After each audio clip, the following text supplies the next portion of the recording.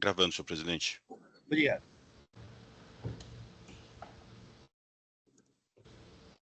Bom dia. Iniciando a sessão de julgamento da primeira Câmara Julgadora do Tribunal de Impostos e Taxas do Estado de São Paulo, do dia 19 de novembro de 2024, a qual está sendo gravada e será disponibilizada posteriormente. Pediria para todos os juízes confirmar a presença do sistema do EPAT.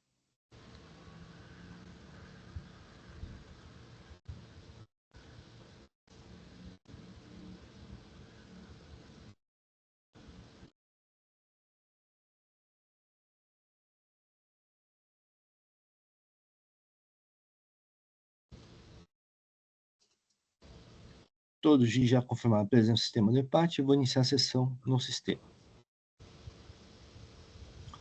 Temos 4 processos no dia de hoje. No entanto, o Dr. Carlos Henrique Martins de Lima estará ausente nessa sessão por motivo de saúde. Então, inicialmente, eu vou retirar os processos de 3M do Brasil Limitada e Indústria Agroquímica Braido da pauta da sessão. Só um momento.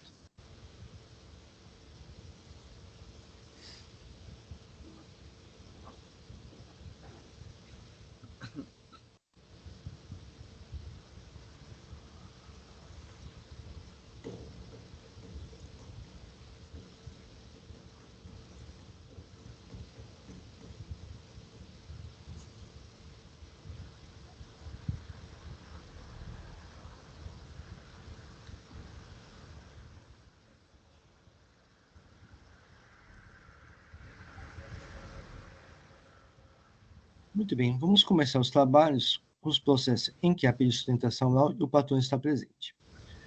Então, iniciamos os trabalhos com o processo de cooperativa de produtores de cana-de-açúcar e álcool do Estado de São Paulo. É um recurso originário, relator do Dr. Eduardo Soares de Mello. Só um momento que eu vou fazer o registro da presença do patrono.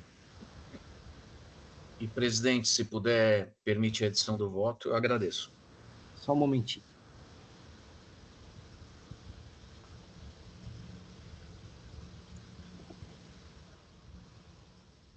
Já é possível, doutor Eduardo.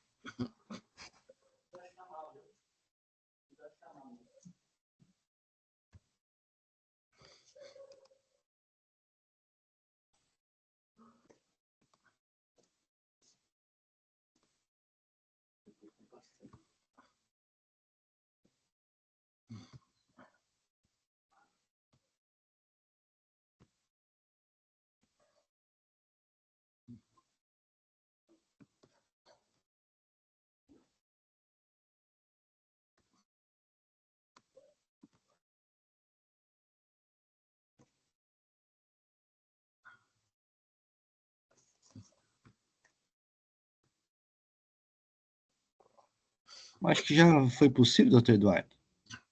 Não, já registrei. Acabei Ok. de registrar. Eu indago, o patrono não vai fazer sustentação oral, né? Sim. Tá Bom dia, doutor Eduardo, vou sim. Bom dia. Posso proceder, então, presidente, apenas a menção ao relatório? Por favor, doutor Eduardo. Tá, eu vou sintetizar ao máximo, até porque a própria explicação do relatório ela está contida no corpo do meu voto, mas aí eu complemento depois a sustentação oral. Então, aqui trata-se de recurso ordinário, interposto em decorrência da decisão proferida em 18 de abril de 24, pela Delegacia Tributária de Julgamento de Campinas, Unidade de Julgamento de Sorocaba, e que julgou o procedente o auto lavrado. Em contraposição à referida peça recursal, a Fazenda Pública do Estado de São Paulo apresentou as correspondentes contrarrazões ao recurso ordinário, menciono as folhas, aí eu reproduzo a acusação exatamente na forma contida no relato da infração, e digo, a acusação fiscal decorre, portanto, da exigência do ICMS em operações mercantis envolvendo as saídas de açúcar a granel no período de janeiro a dezembro de 2019.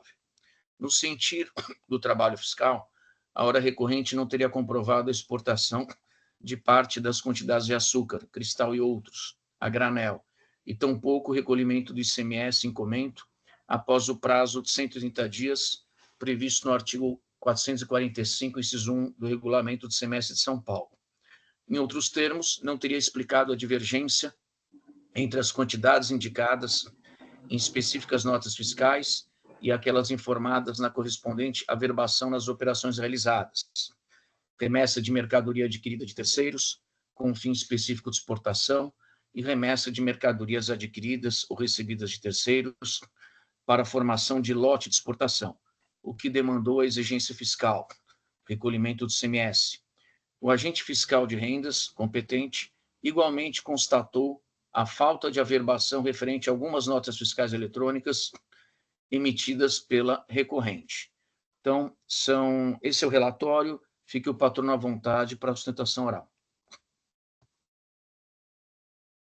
Doutor Luiz Carlos, fique à vontade de realizar a sustentação oral. Obrigado, senhor presidente. Bom dia, senhor presidente, senhor relator, demais juízes e demais presentes. A questão que nós estamos discutindo aqui é a lavatura de um auto de infração com a exigência do ICMS multijuros do período de janeiro a dezembro de 2019, por supostamente não ter a recorrente comprovado documentalmente a efetiva exportação das quantidades de açúcar cristal a granel saídos do seu estabelecimento para tal finalidade e nem recolhido ou imposto após se esgotar o prazo de 180 dias previsto no inciso 1 do artigo 445 do nosso regulamento. Ressalte-se outro sim que a multa combinada pelo auto de infração é no valor de R$ 1.683.752 e que ela equivale a mais de 933% do valor de principal, que é de R$ 180 mil. Foi apresentada a competente impugnação e houve por bem a unidade de julgamento de Sorocaba, em lacônica decisão, que não analisou todos os argumentos aduzidos pela recorrente, manter a integralidade da autuação fiscal. O primeiro ponto que a recorrente gostaria de destacar na presente sustentação oral é que, na sua opinião, a decisão recorrida ela é nula e ela deve ser cancelada, porque existe uma evidente ausência de apreciação dos argumentos aduzidos em sede de impugnação. Foi dito na impugnação apresentada que não ocorreu o fato gerador do ICMS, que é a circulação jurídica da mercadoria, em relação às diferenças apontadas pela fiscalização, tendo em vista que elas exprimem as perdas, que são chamadas quebras, ocorridas no manuseio do açúcar até a sua efetiva exportação. Isso porque, em relação ao açúcar a granel, são comuns as perdas de volumes verificados durante o transporte e o transbordo da mercadoria e que podem variar de acordo com o modal utilizado e a distância percorrida até o porto.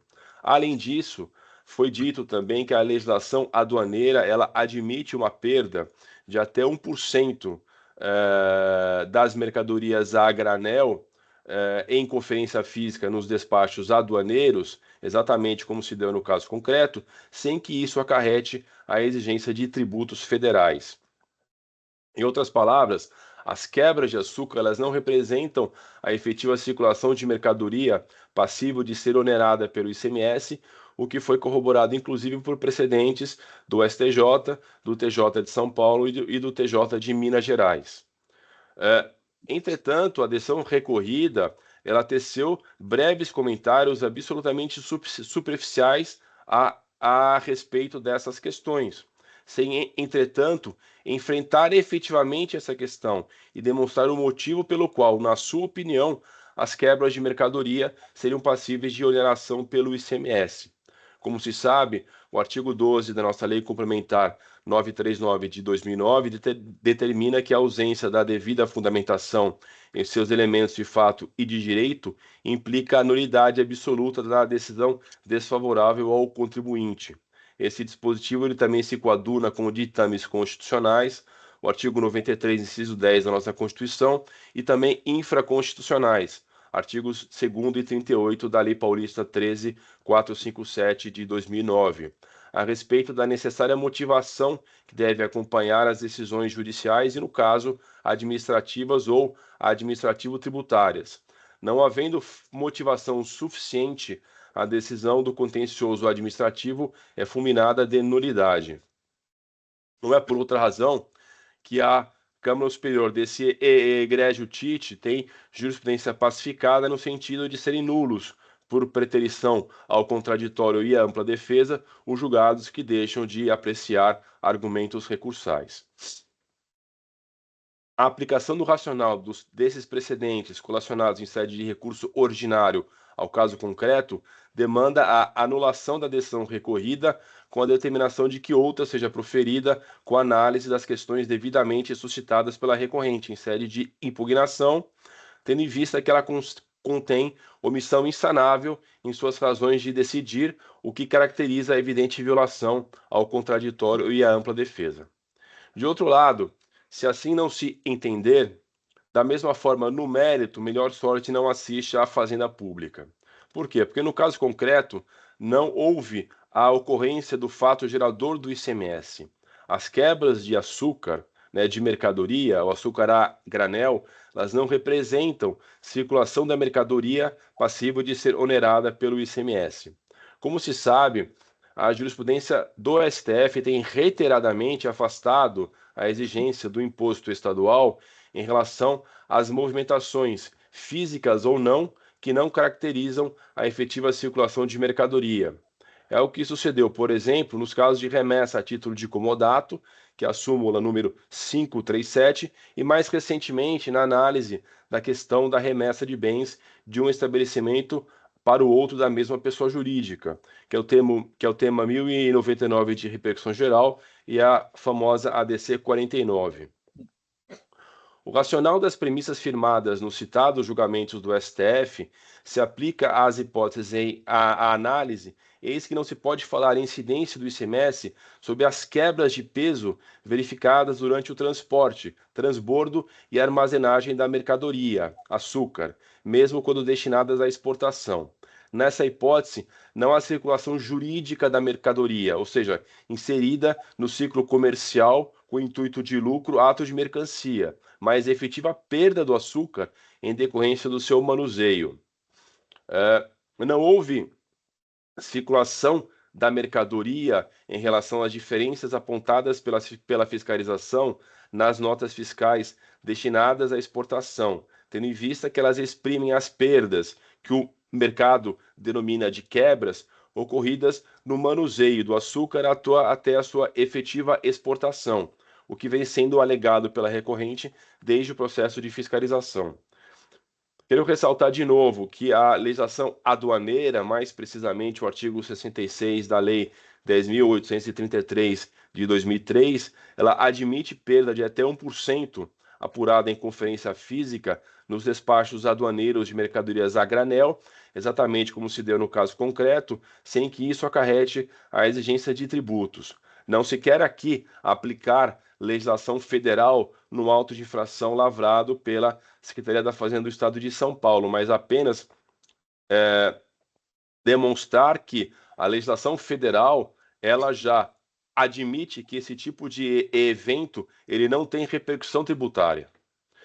É importante ressaltar que, no caso concreto, os próprios demonstrativos efetuados pela fiscalização na lavratura do auto de infração, eles demonstram que as perdas ocorridas elas são bem inferiores a 1% do total exportado por nota fiscal, o que demonstra a sua razoabilidade e normalidade dentro da atividade desenvolvida.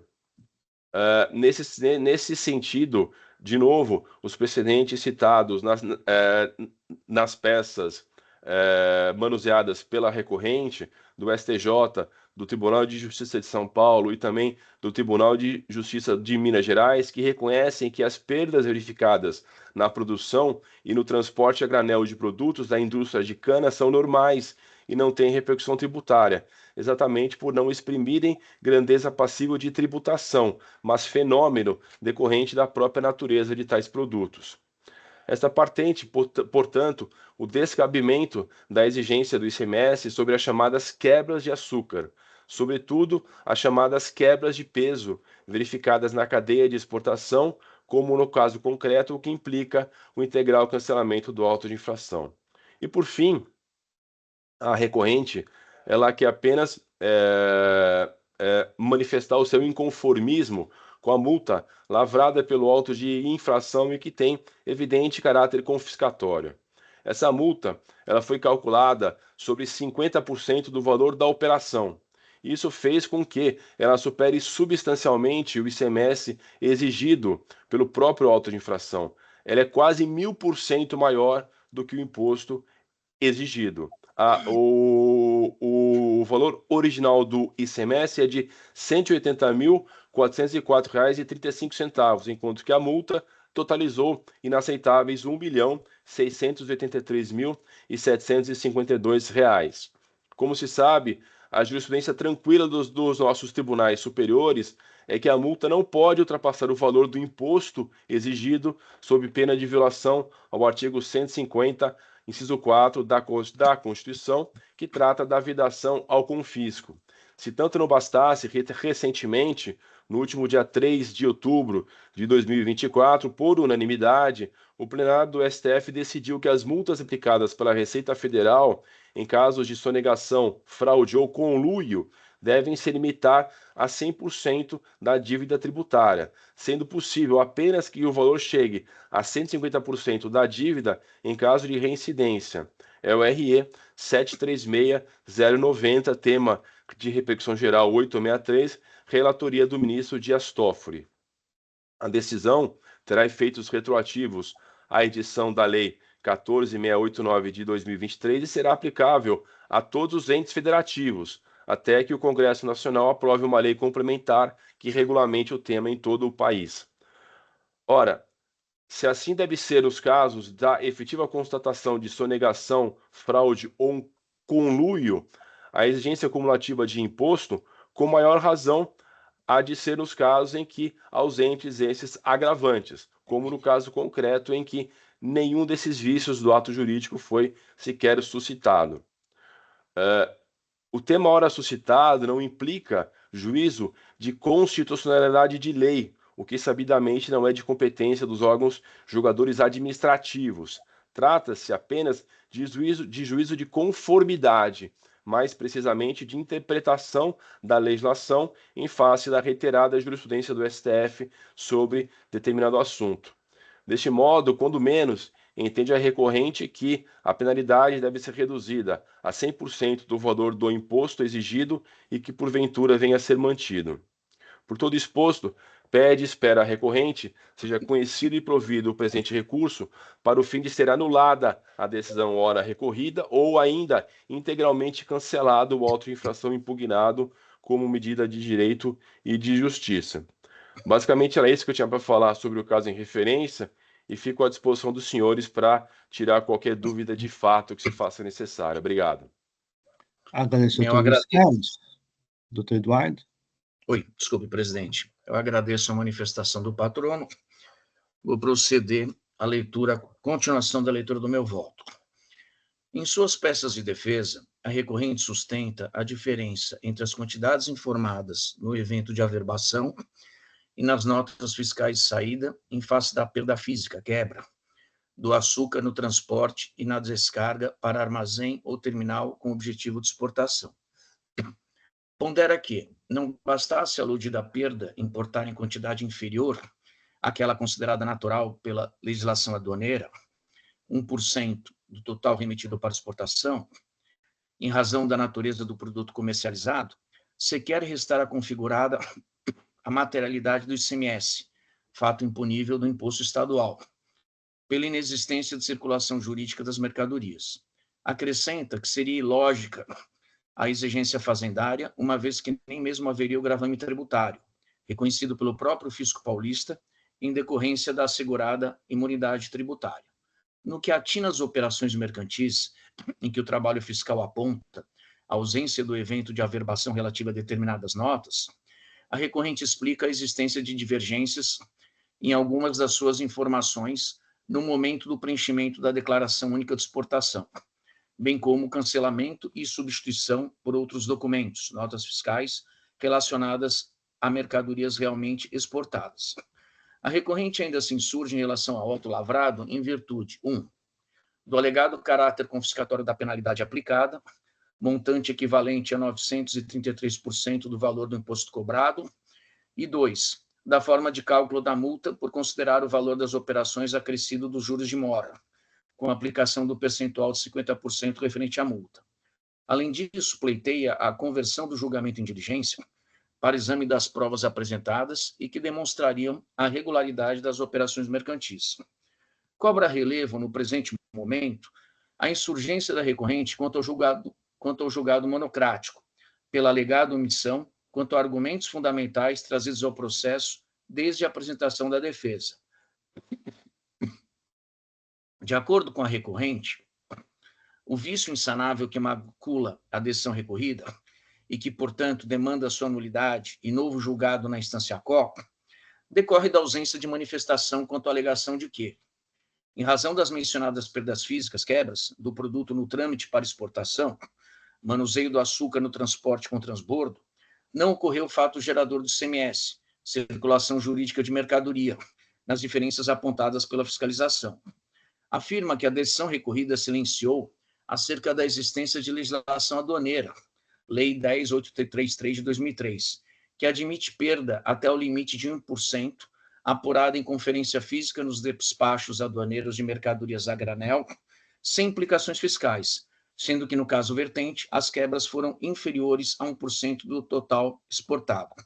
Sustenta a impossibilidade de interpretação assistemática dos artigos 7º, parágrafo 1º, inciso 5º, e 445, inciso 1º, ambos do Regulamento do Semestre de São Paulo, e a consequência exigência fazendária no que concerne às quebras do açúcar.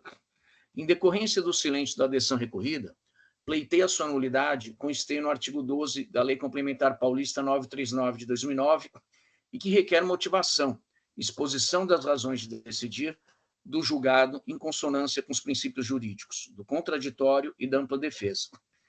Digo eu, merece guarida a insurgência da recorrente, porquanto a decisão recorrida não se manifestou, quedando destarte silente em relação a argumentos juridicamente relevantes e autônomos, ou seja, suficientes para o deslinde da controvérsia. Se extrai da defesa de folhas a seguinte argumentação. Eu vou ler, porque são pequenos trechos da defesa e que, no meu sentir, são fundamentais para o meu voto. Abre aspas. O imposto incide sobre a circulação de mercadoria. Para que haja incidência do imposto, portanto, há a necessidade da presença cumulativa desses dois requisitos. Vale dizer, o bem corpóreo a ser transferido tem de se enquadrar como mercadoria e deve existir uma efetiva circulação. Assim, as circulações físicas ou meras saídas físicas, sem qualquer objeto negocial e sem transferência de titularidade, são irrelevantes para fins do imposto estadual, até porque não denotam qualquer capacidade contributiva. Fecha aspas. Na defesa de folhas, a hora recorrente ainda cotejou os posicionamentos sacramentados pelo STF na súmula 573, remessa de bens incomodato, e na ADC 49, remessa de bens entre estabelecimentos do mesmo contribuinte. Com o caso concreto, para então concluir que, abre aspas, o racional das premissas firmadas nos citados julgamentos do STF se aplica à hipótese em análise, eis que não se pode falar em incidência do ICMS sobre as quebras de peso verificadas durante o transporte, transbordo e armazenamento da mercadoria, açúcar, quando destinada à exportação. Nessa hipótese, não há circulação jurídica da mercadoria, inserida no ciclo comercial com intuito de lucro, ato de mercancia, mas efetiva perda do açúcar em decorrência do seu manuseio. Em verdade, qualquer hipótese de saída que configure mera circulação física de mercadoria não se insere no conceito de operação relativa à circulação de mercadoria, que deve ser jurídica. Trata-se, a toda evidência, de fato desprovido de conteúdo econômico e que, por isso mesmo, não pode ser tomado como signo presuntivo de riqueza para fins de tributação pelo ICMS. Fecha aspas.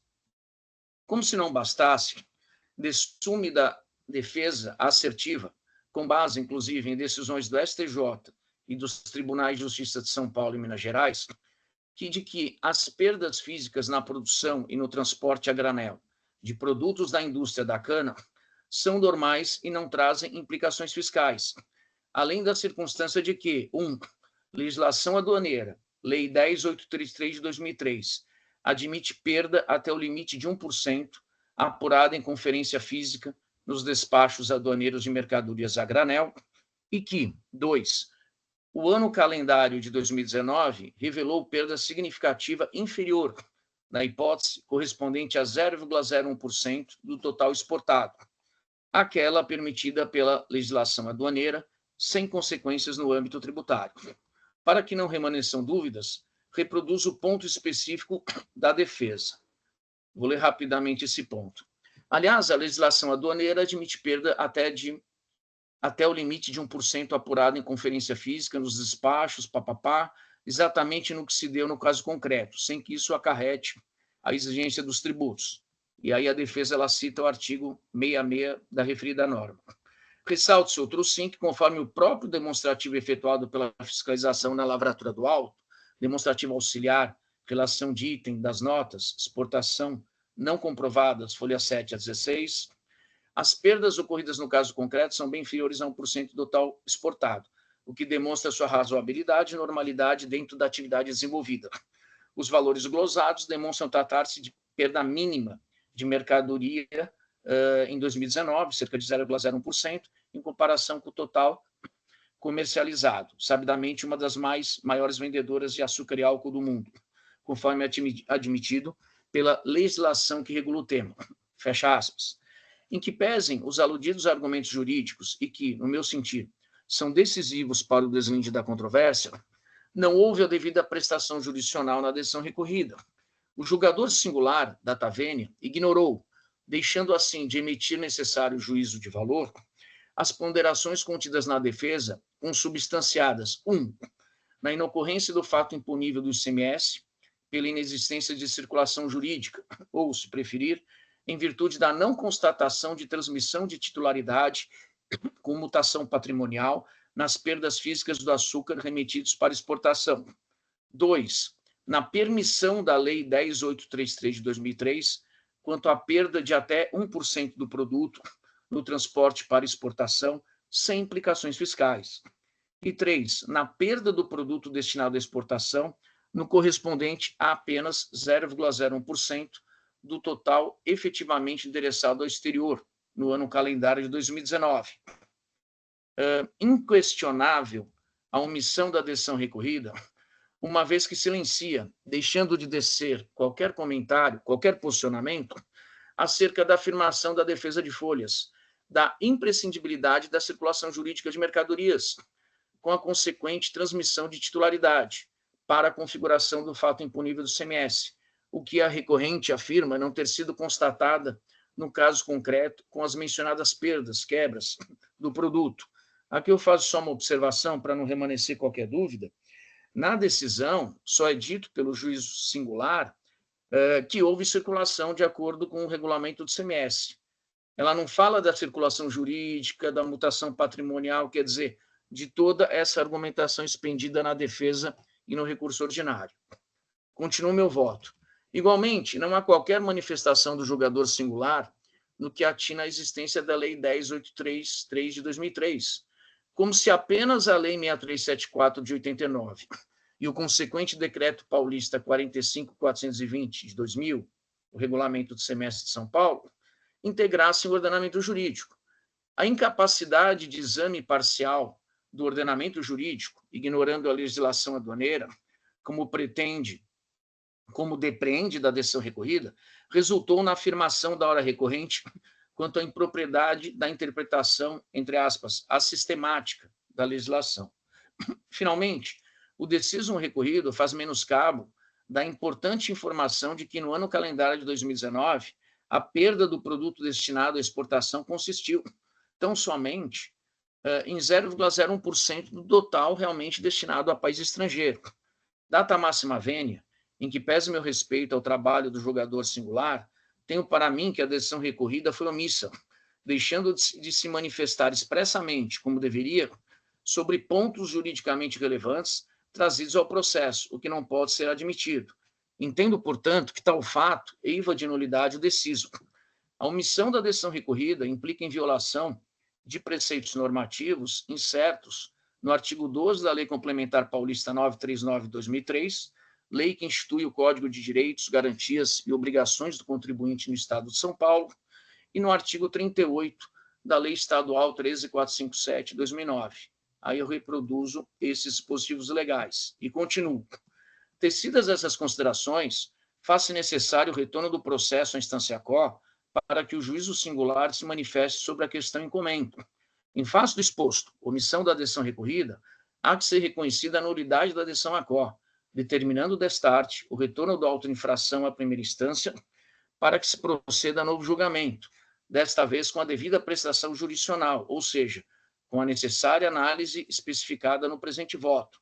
Como consequência, deixo de me manifestar por hora acerca das demais questões ventiladas no processo.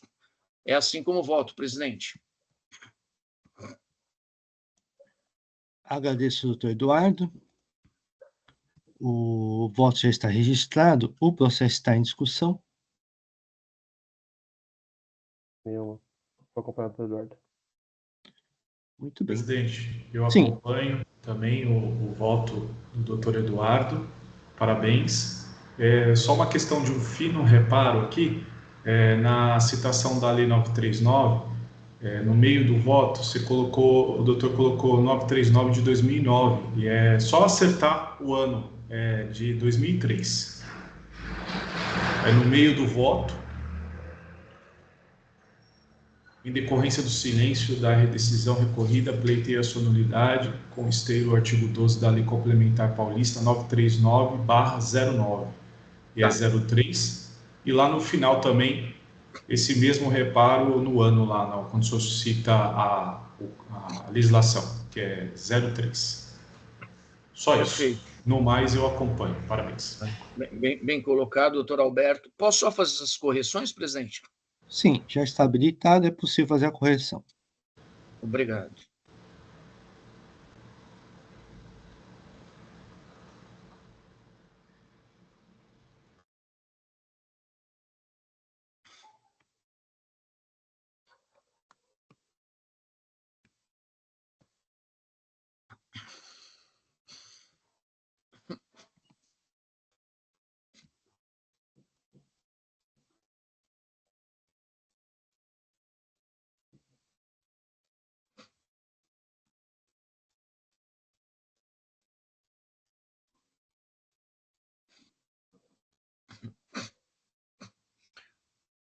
Tá.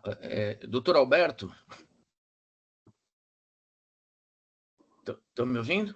Sim, Sim. pois não? Você poderia, só que eu estou aqui procurando, repetir para mim, dando o início do parágrafo, do primeiro parágrafo, eu faço a correção, aí o início da redação do outro parágrafo em que eu cometi esse equívoco? Tá, eu vou só pegar aqui.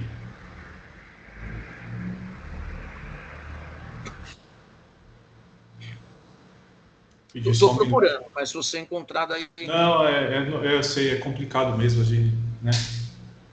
Eu ia dar o Ctrl L, mas não está mais no Word, né? Então eu não consigo encontrar aqui.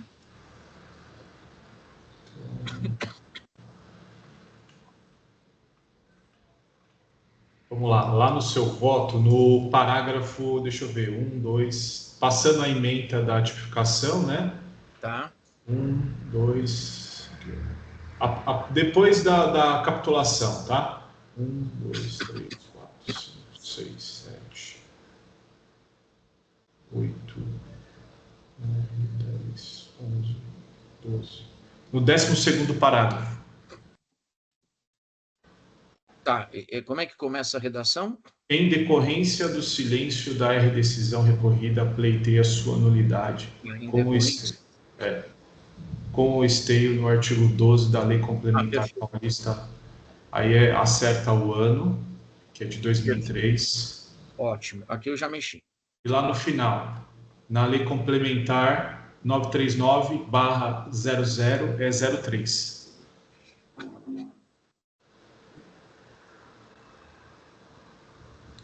Mas o parágrafo... Aí já lá no final, a omissão da redecisão, tal, o senhor colocou certo aqui no parágrafo. Aí eu coloquei 00, né? Você colocou 00, acho que 03 fica melhor também. Não, perfeito. Acho que são só essas correções, né? Só. Perfeito.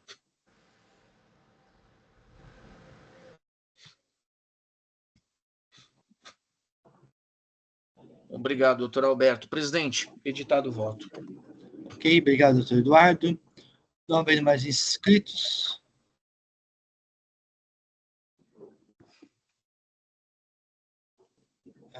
Só houve a menção que o doutor Pedro está com problema aqui no sistema.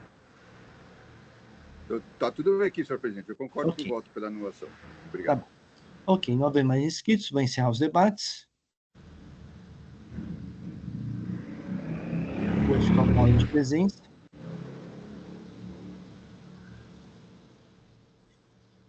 Tá demorando um pouquinho aqui, porque tá carregando o meu, tá, doutor Inácio? Okay.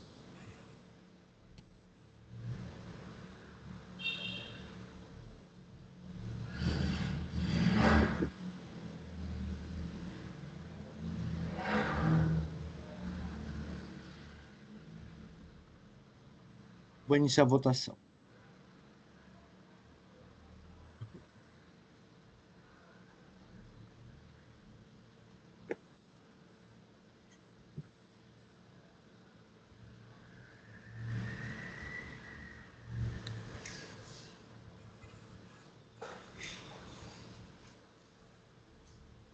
Encerrada a votação, então procede Cooperativa de Produtos de Cana-de-Açúcar, Açúcar e Álcool do Estado de São Paulo, retornar à primeira instância para nova decisão. Agradeço, presidente, doutor Luiz Carlos Florentino. Bom dia. Obrigado, senhores. Agradeço a atenção dos senhores e desejo um bom dia a todos. Igualmente.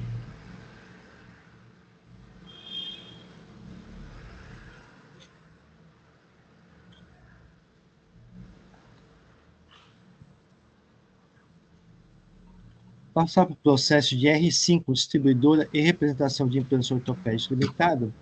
Recurso ordinário, minha relatoria, não há protesto por sustentação oral.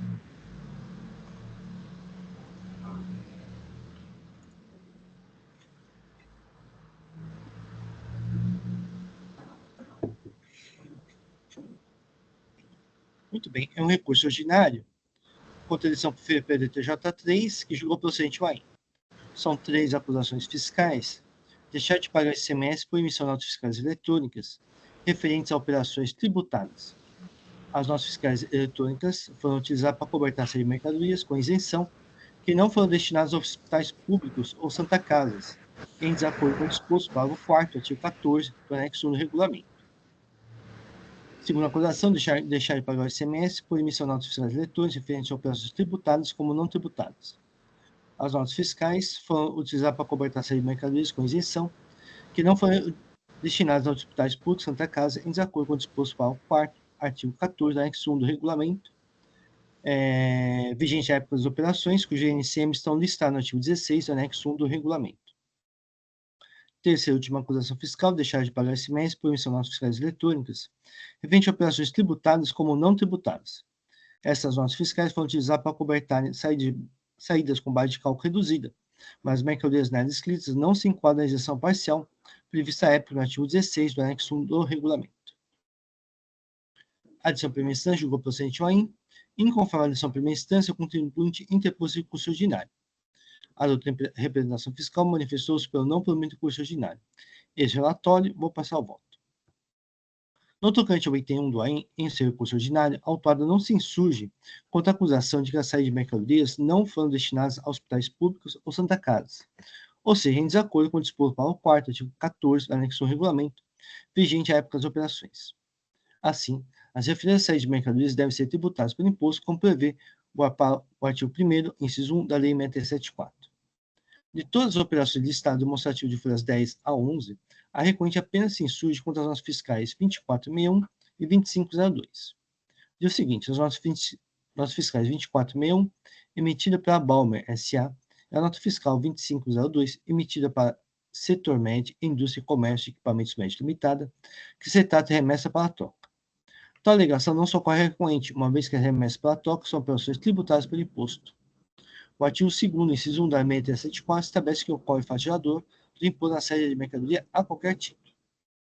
O crédito da operação precedente é direito do contribuinte que deve exercer, atendendo às condições previstas na legislação, como determinam os artigos 36 a 46 da Lei 674, mas não influi na ocorrência da posterior saída de mercadorias em troca, uma vez que trata de fatos reguladores distintos que ocorrem a cada saída da mercadoria.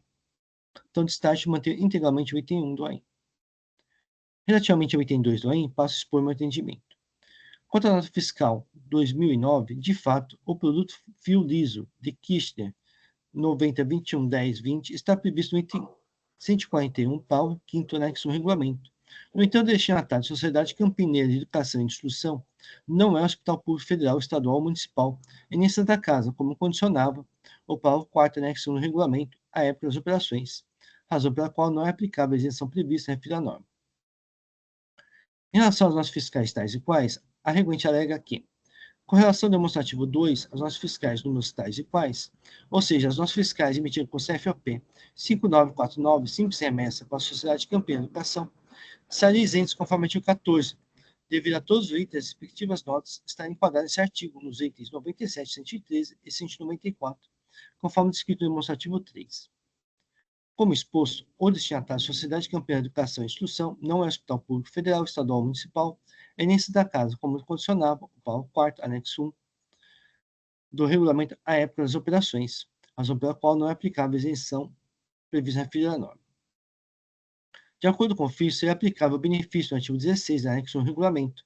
No entanto, à época das operações, a isenção não era total, nos termos do item 2, parágrafo único, artigo 8º do regulamento, combinado com o parágrafo 2º, artigo 16, anexo 1 do regulamento, transcrito aqui no meu voto. Assim, trata-se de operações tributadas parcialmente. Nas notas fiscais de simples remessa, constem dados adicionais o ajuste CNF 1114, 11/2014, folha 103, 172. O referido ajuste CNF 11/2014 determina o destaque do imposto, quando houver, sendo o presente caso como acima exposto. Assim, as notas fiscais de simples remessa devem ter um imposto destacado sem operações tributadas.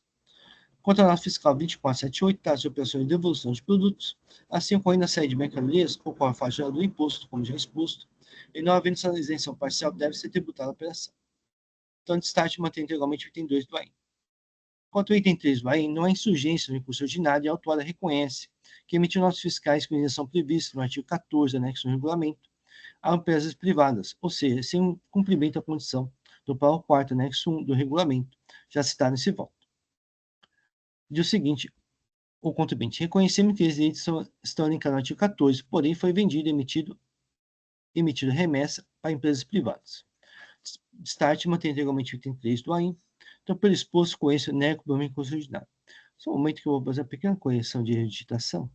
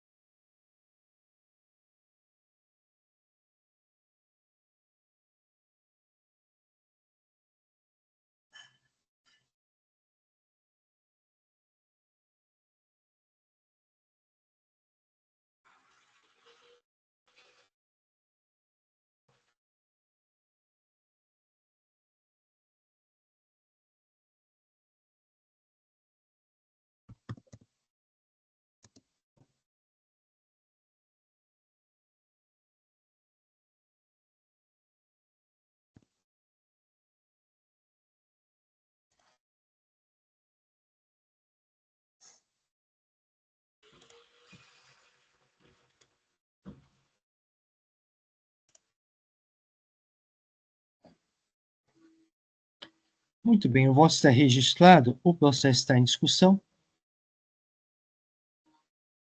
Não havendo inscritos, vou encerrar os debates. Vou verificar o quórum de presença.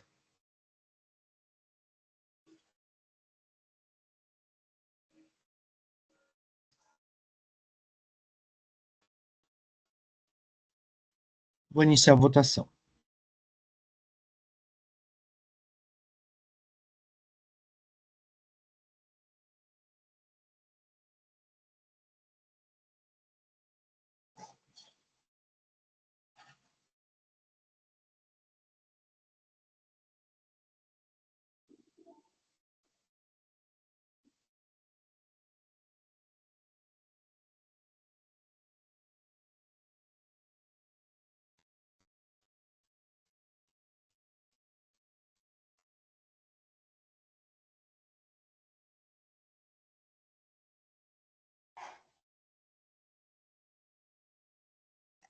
Iniciada a votação, o recurso de R5, distribuidora e representação de implantes ortopédicos limitadas, foi conhecido e não provido.